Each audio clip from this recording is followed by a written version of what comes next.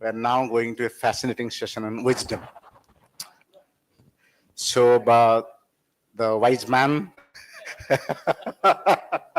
and is replacing the lovers to talk about love of mind, love of intellect. So, Nalanda is a fascinating book talking about the history of a university that shaped India's position in the world. Close to 1,000 years until it was burnt. It represented the diversity of knowledge, wisdom, and vision, what a society should be, maybe how a society can deal with its own diversities and at times discontent.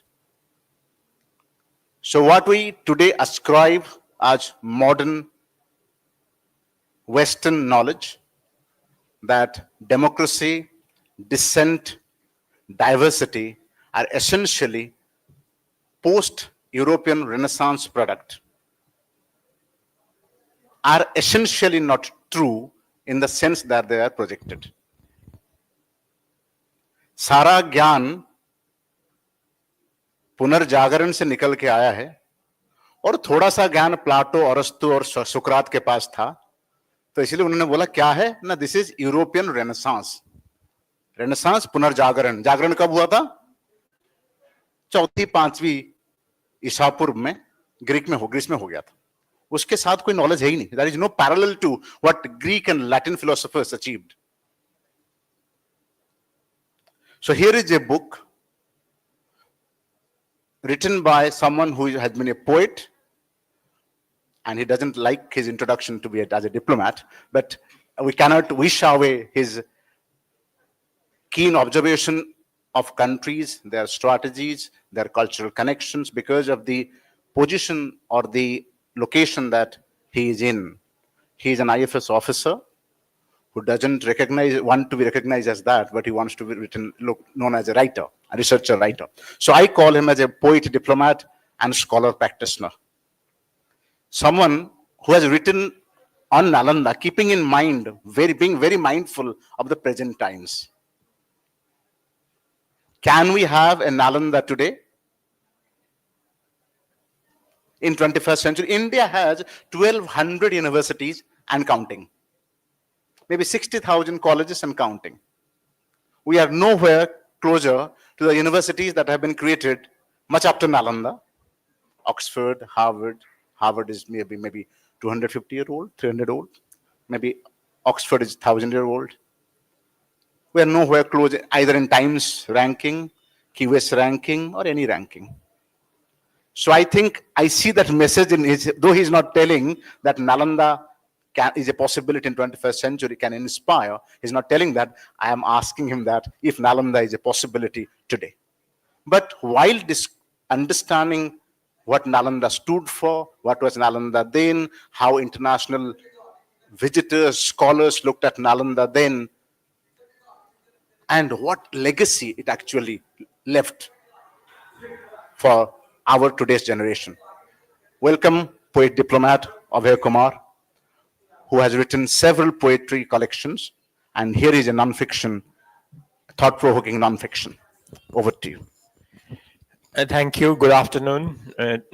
Thank you for a wonderful introduction. The session today is, why is Nalanda relevant today? And the answer is very straightforward, that Nalanda was unique not only in its historicity and the experiments it did with education, but those experiments are so relevant today. First of all, is Nalanda's interdisciplinary approach towards education. So Nalanda is a place where you have the metaphysics of Nagarjuna, Sunyata, and you have Sunya of Aryabhat, where metaphysics is informing mathematics. And it can only happen when there is interconnected, interdisciplinary approach among various subjects. So for today, the education system is so compartmentalized. We study one subject or the another. But Nalanda was unique in interdisciplinary approach to knowledge, integrated approach to knowledge, and that's something which is so relevant for the universities and the education system we follow today. The second, and most of the challenges we have today, for example, the climate change or artificial intelligence, these all require interdisciplinary and integrated approach to learning. The second point, which is which Nalanda was unique, is Nalanda was a place which created knowledge infrastructure where immersive learning could happen. So Nalanda pioneered structured and multidisciplinary education centuries before modern universities were invented. And it had a thriving residential community. So you see, for the first time in Nalanda, though we have other institutions historically, but for the first time it happens in Nalanda, where you have a courtyard structure evolving. You have the quadrangular courtyard, and you have the residence of the monks around that courtyard. So that structure is unique to Nalanda, that has developed and evolved at Nalanda. And if you look at the quads and courts of Oxford and Cambridge today, they exactly follow the plan which evolved at Nalanda. So Nalanda was a pioneer in creating an immersive residential complex where monks could stay in the cells, in the residences, and step out in the courtyard where the lectures happened, which was the learning hall. Nalanda also had an environment where debate and discussion was encouraged. As Swen Sang writes in his Tang record of the Western regions, that each day hundreds of lectures were organized at Nalanda when he visited. In different halls, in different monasteries. So that means it was a big university. It was a huge campus. Yes, and he gives a very detailed account of the functioning of the university, day-to-day life. And I can if you can read a little bit. I can read a paragraph what was a day at Nalanda like. So he says he writes in his book about the intellectual life at Nalanda, page number 36. The priests, to the number of several thousands, are the men of highest ability and talent. Their distinction is great at the present time, and there are many hundreds whose fame has rapidly spread through distant regions. Their conduct is pure and unblameable. They sincerely follow the precepts of moral law. The rules of the convent are severe, and all the priests are bound to observe them. The countries of India respect and follow them. The day is not sufficient for asking and answering profound questions. From morning till night, they engage in discussion. The young and the old mutually help one another. Those who cannot discuss questions out of Tripitaka are little esteemed and are obliged to hide themselves for shame. Learned men from different cities on this account, who desire to acquire quickly a renown in discussion, come here in multitudes to settle their doubts, and then the streams of their wisdom spread far and wide. And he says that the subjects taught at Nalanda includes Nyaya, Hetu Vidya, Sabda Vidya, and the Brahmins, which covered wide areas of philology, law, philosophy, astronomy, and the Sanskrit grammar of Panini. Including Chikitsa Vidya. Including Chikitsa Vidya. The medical science. Including medical science. And he also says that there was universalism and freedom of beliefs. So all the subjects which were known to mankind at time were taught at Nalanda. I will add that one just simple 2 lines on the same 37 page. Intellectual and philosophical differences were a cause of celebration. I'm repeating that. Right. Intellectual and philosophical differences, which today may not be a cause of celebration, it was then at Nalanda. And monks had the freedom of thought, expression, and belief. The Mahavira provided an atmosphere of freedom and tolerance where any dispute could be settled through debate using the recursive arguments method. We'll come back to Abhay to explain what does recursive argument method mean.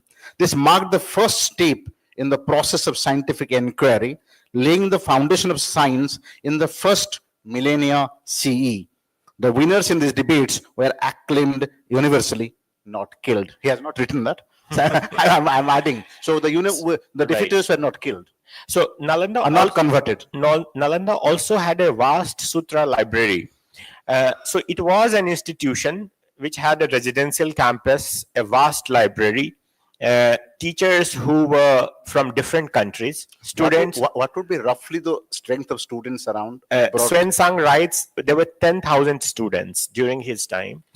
So this is about 2nd century BC to 12th century AD. The total Nalanda's journey. Nalanda's journey as a Mahavihara, as a university, begins in 5th century AD. But its beginnings, Ashoka starts it as... Yes, but it's founded by Emperor Ashoka himself when he in 3rd century BC, when post Kalinga war. Yes, when he establishes a stupa for Sariputra, who is from Nalanda. So, and Sariputra is Buddha's first right-hand, disciple, first male disciple. So Nalanda also had a vast library. So you see, you have an institution which is designed to push the boundaries of knowledge, where you have focus on debate and discussion, where you have the recursive argument method, which follows, which means an argument followed by a sub-argument followed by a sub-argument, until you have some conclusion. So that leads to the foundation of scientific revolution in the medieval period. So that's the first thing which we can learn today from Nalanda, to create the knowledge infrastructure. What does it mean to create the knowledge infrastructure? That you provide, we need more hostel facilities. We need better libraries. We need more investment, in for more funding for creating education infrastructure in India. We have 1,200 plus universities, but look at the minimum recommended spending on education should be at least 6% of the GDP, which we need to push. We are 2%. Yeah, which we need to get still a long way to go there. But Nalanda, people, when I started researching the book, I wondered whether Nalanda was a university. But by the end of, when I finished the book, I was, I had enough research materials and enough references to prove that the quadrilateral layout of the courtyard structure, learning halls, surrounded by student residences, prefigured the modern university campus. So the modern university campus is born at Nalanda. That's what my conclusion is, and it's one of the fundamental contributions of Nalanda.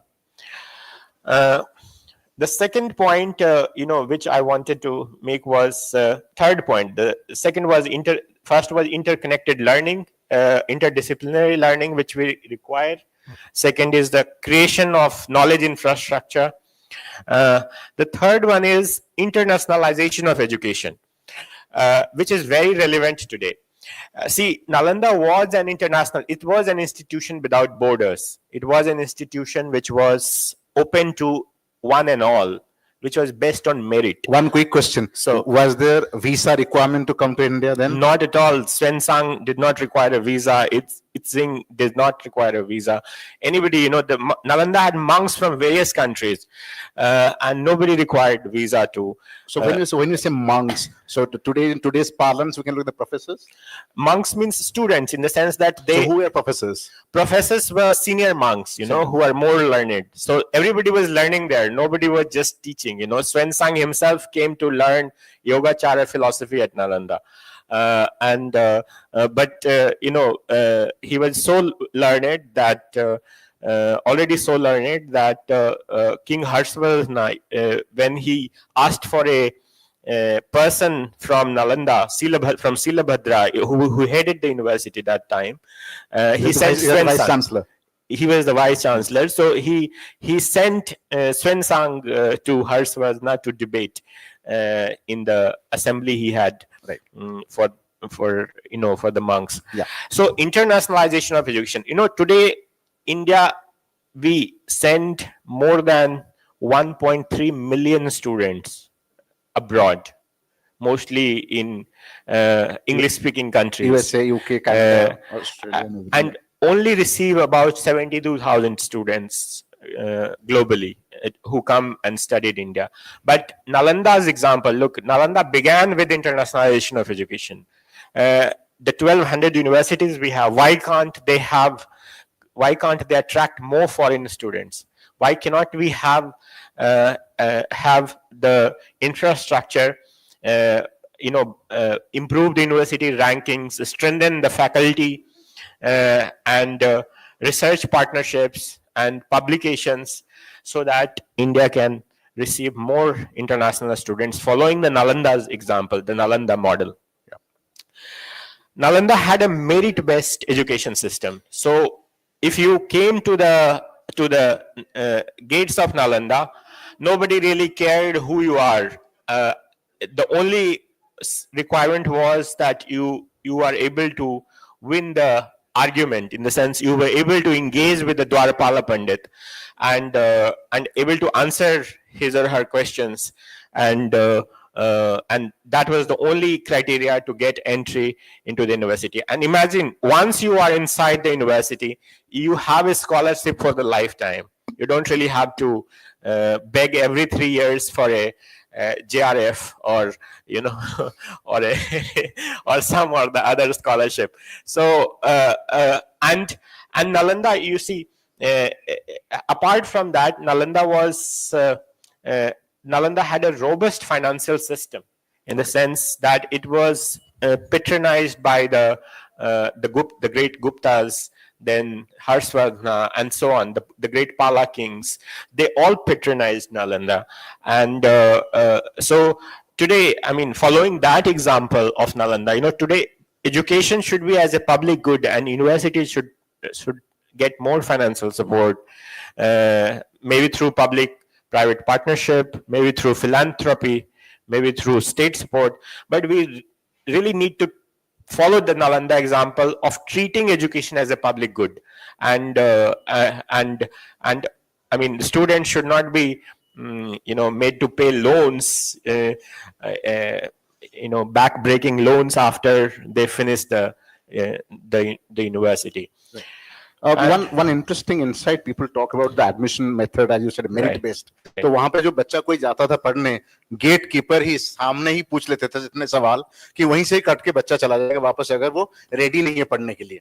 तो इसके ऊपर थोड़ा कुछ बोलिए कि the guard at the gate of Nalanda would ask few questions. The guards were also trained, and someone told us that the professors of Nalanda University would be knowing maybe in 48 subjects, the associate professor maybe 32, maybe assistant maybe 16. So they were not necessarily, today if you see political science or any subject where I'm specializing, I would know how I'm comparative politics, or I'm English literature, in that American literature, like that. So in that point of time, there were professors who were interdisciplinary experts. Right. And there was not a guard, but a Dwarpala Pandit, who would be asking... Sorry for that bad English translation. Yes. Dwarpala Pandit would be asking the questions to anybody who wanted to get admission. Yeah, admission. And that was the only entrance test.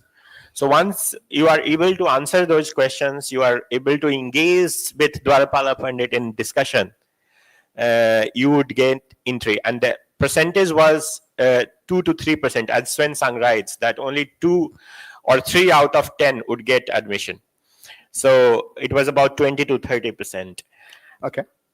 And Nalanda was another, I mean, there was another, there is another great thing which we can learn from Nalanda, which is very relevant today, that nobody went to Nalanda for a job. In the sense, nobody went there to study, that once they pass out from Nalanda, they would be employed in McKinsey or, you know, some other company, or the great Gupta. और कोई university है ही नहीं, नालंदा के बाद कहाँ पढ़ाएगा बच्चा? Right.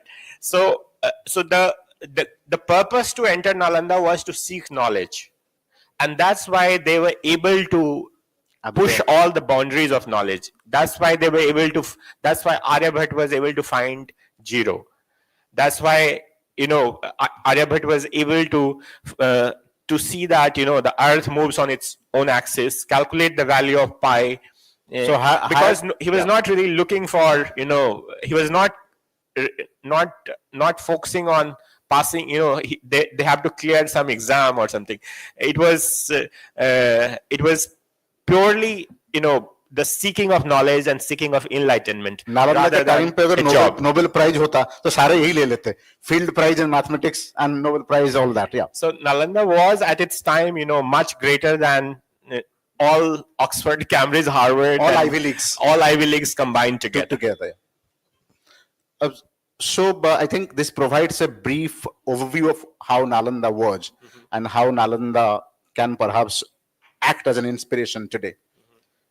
So how was Nalanda at that point of time contributing to that level of public intellectual thought process? And what was Nalanda anyway interfered by the government in any way to ask them that you study this, you are giving fellowship, means you have certain level of control is there. So was that there at one level, patronage and control, whether that existing? One. Second, how were they give, for example, Kautilya's Arthashastra remains to be one of the very influential texts in statecraft.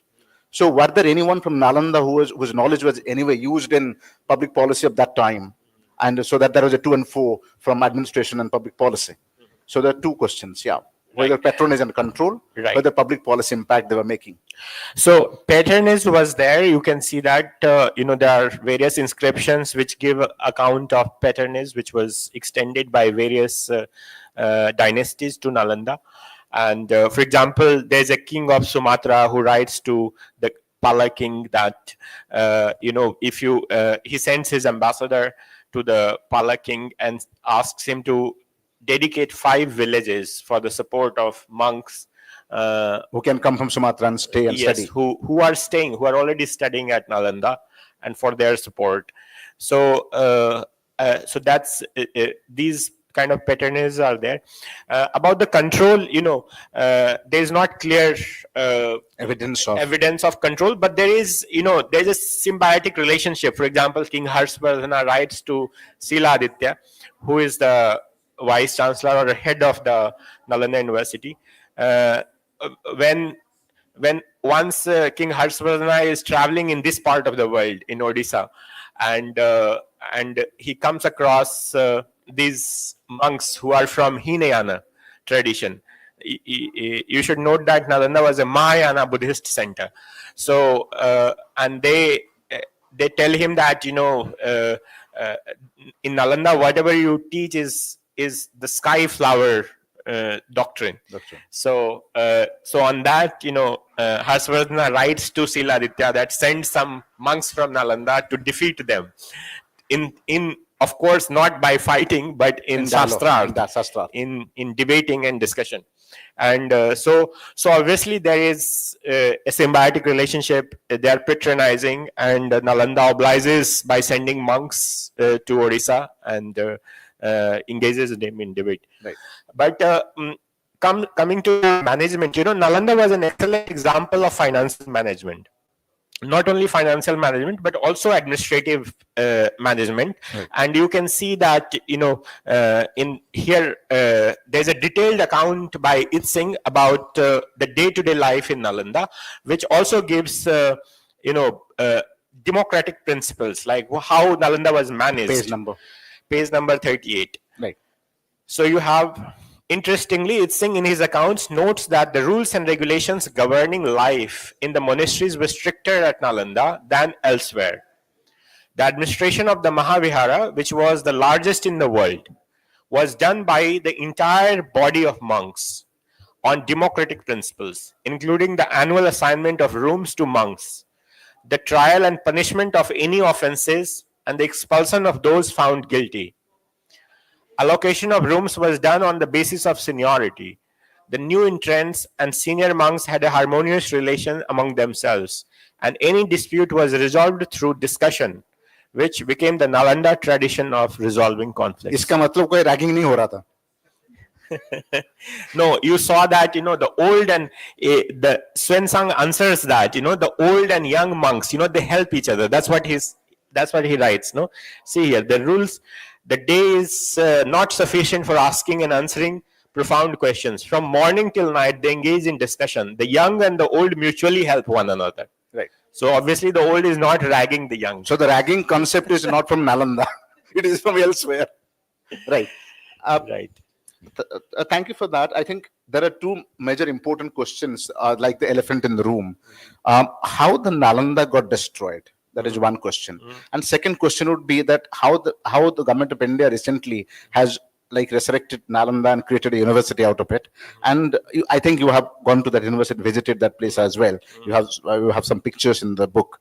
So let's start with the how Nalanda got destroyed and several books. As we here So before going to that question, I would like to focus on what are the contributions of Nalanda. We forget mostly. I mean, what has been the great contributions of Nalanda? How has it changed the world? So first of all, the idea of, as I said earlier, the idea of university. It's proven by research now that the modern colleges, the college, what we call college, comes from the Buddhist monasteries. So how the idea of a college moves from a Buddhist monastery to Central Asia and from there to the Arab world and to Europe. That's well documented. And also the idea of university. So what was founded in Europe in the 11th century, at Bologna and others, they are not universities, they are universitas. And universitas are not universities actually, they are basically association, they are guilds. And modern university is a combination of the college and the universitas. Yes. So the idea of a university where universal number of subjects are taught, which is open to universal students and teachers, they could come from anywhere. Where everything known to the mankind was taught. So this both infrastructure wise, because to be a university, you need to have a university campus. You need to have fund. In the patronization means there has to be funding, dedicated funding. So all these concepts, they emerge at Nalanda, and that's why I have written that the biggest contribution Nalanda has done is the idea of university itself. Right. The second contribution is of what the whole world today uses as universal language, and that is zero. So zero comes from Aryabhat at Nalanda. Is the first man to use zero as a digit, and the idea of zero comes from Nalanda, and so does algebra and algorithm. As at the book of Aryabhat, we call it Aryabhatya, and that gets translated, that gets improved later on by Brahmagupta in 7th century, and then gets translated as Sindh-Hind in Baghdad and travels to the west. And that journey also has been very well documented. And this is how algebra and algorithm gets born actually in Arab world, the works of Aryabhat. So that's another great contribution of Nalanda, which we experience every day. Algorithms are so popular now. The third one is the recursive argument method. So recursive argument method predates Nalanda, but Nalanda perfects the recursive argument method. And it perfects it so well that you have the birth of scientific revolution itself. The medieval scientific revolution comes from Nalanda.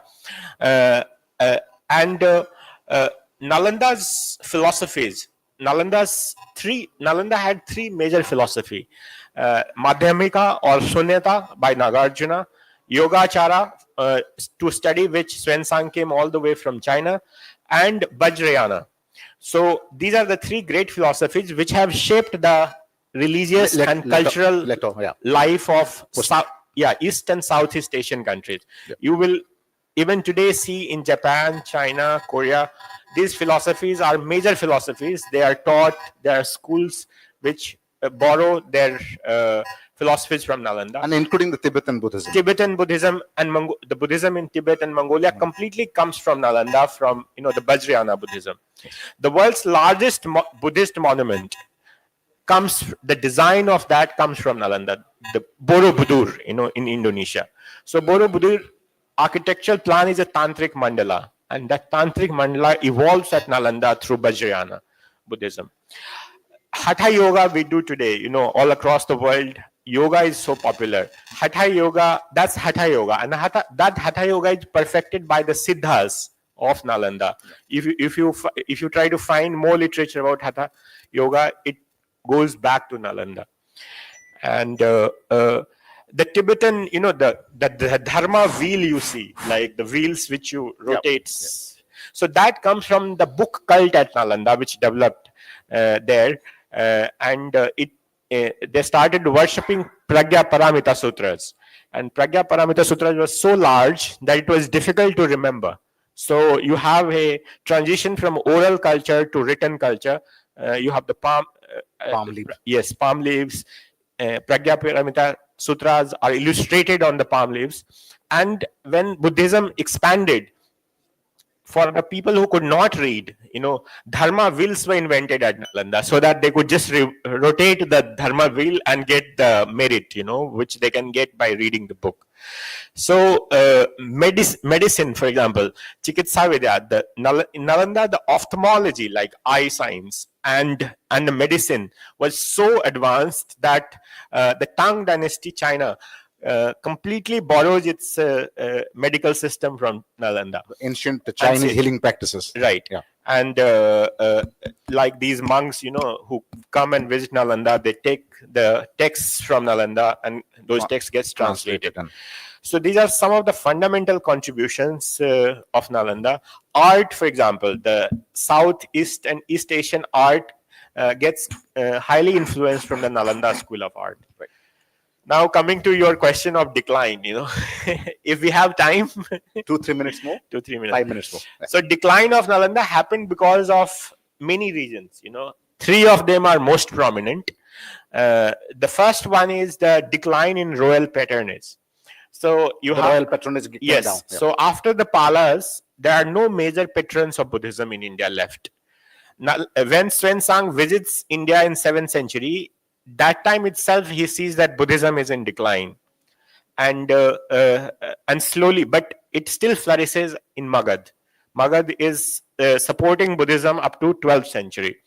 But the second is, the lots of the political void which happens in the north and central India because of the fall of Ghalarwada dynasty, which is the last dynasty of Benares. Afterwards, there are nobody effectively, no Indian dynasty is in control, effectively political control of North India. So it leaves the path open for the Turks to come and invade. And you have Bakhtiyar Khalji, who comes with 200 horses and attacks the monastery of Odantapuri. And Nalanda is located just 10 kilometers from Odantapuri. Bakhtiyar Khalji, who came all the way from so far away, practical common sense says that he must have gone to Nalanda as well, though the historical records are not there. Historical records only talk about Odantapuri, which is 10 kilometers away from Nalanda. But the story of library burning. Yes. So library burning, the raids, these are all attributed to Bakhtiyar Khalji. There are evidences of Turkish chainmail found at the archaeological site of Nalanda. There is evidence of burning at Nalanda. Everything is there, but there is no historical evidence of Bakhtiyar Khalji going there. But common sense. So it is circumstantial evidence. Yes. So I mean, if you look at the life of Bakhtiyar Khalji, he was a raider. He wanted to acquire quick wealth, and he was raiding all the monasteries, whatever he could find, whatever he could loot. And he also wanted to loot the monasteries of Tibet.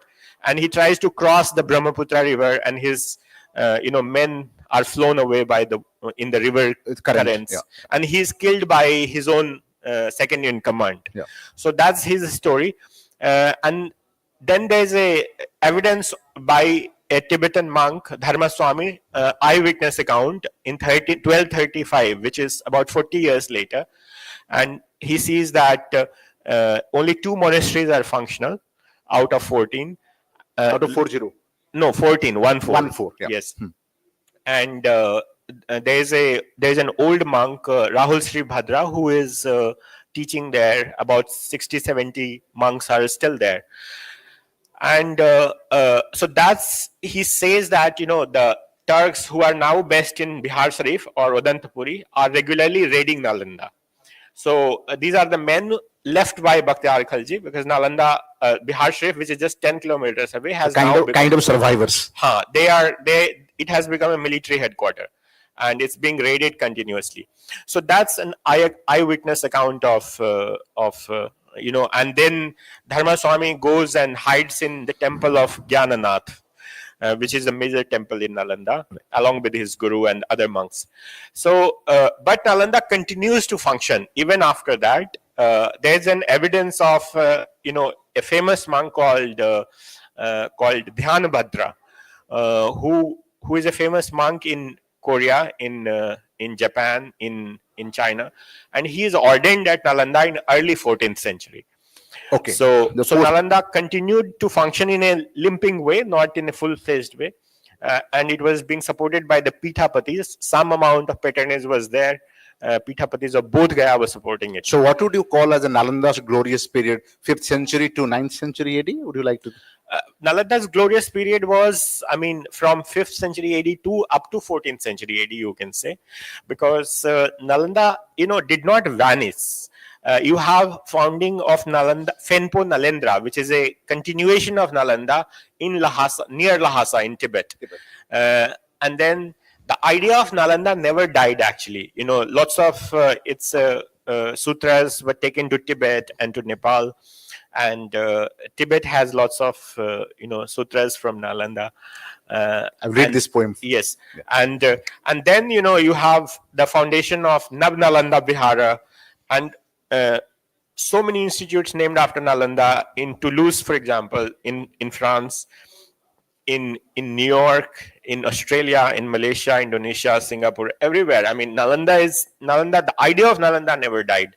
And recently, last year, you have the inauguration of the new Nalanda University, just next to, very close to the ruins of old Nalanda University. Right. And Nalanda has risen in a way. I'll read this poem and finish this session. If anyone has any observation, then we'll go back to that. Just 1 minute. The rise of Nalanda, forlorn under the red earth, buried for centuries, I rise today like a phoenix, 800 years later, from ashes of my burnt books. I open my arms today to embrace you, whoever you are, from wherever you are. Come, walk into my enlightened fold, as once Buddha and Mahavira did, seeking shelter in my groves. I remember Winsang and Yizing, the seekers from the east. I hear the footsteps of Aryabhata in my ancient compound today. You too come as I rise again. If you have any questions, happy to answer. Otherwise, yeah.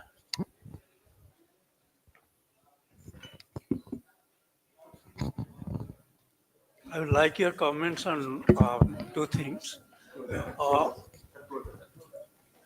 The Nalanda of today and the universities in India today, they don't practice, and like philosophers are really, they are researchers. They are not practitioners. So you don't have monks.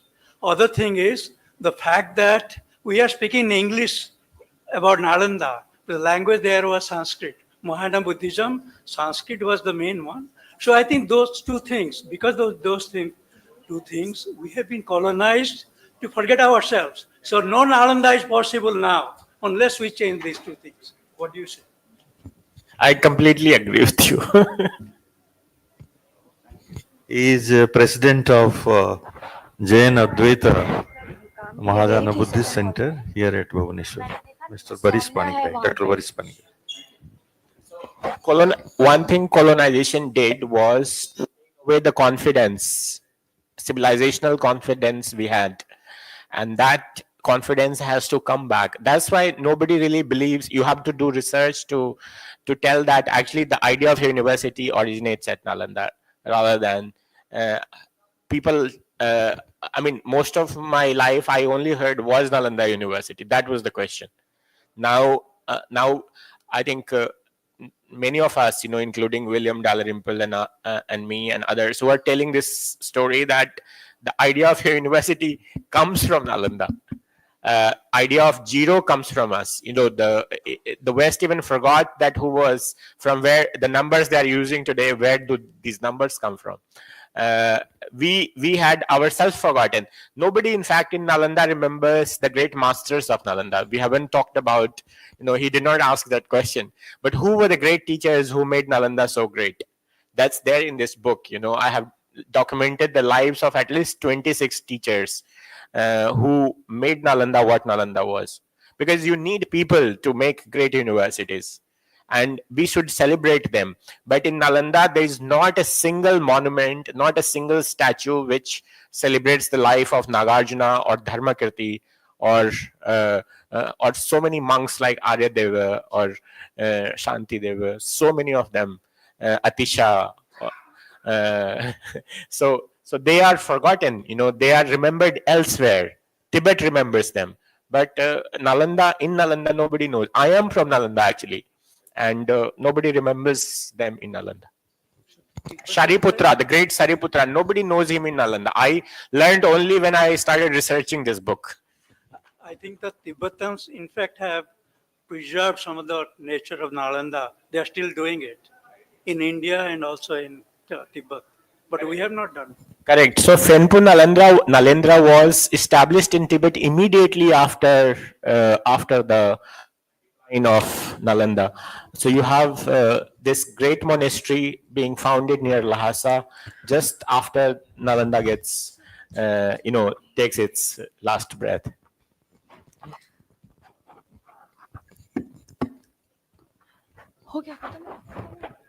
Thank you so much, Abhay sir, for this fascinating discussion.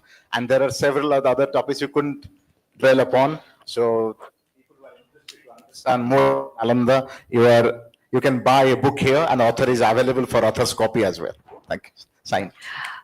That's a wrap on this thrilling session. Our biggest takeaway is the wealth of knowledge shared by our incredible speaker and moderator. We are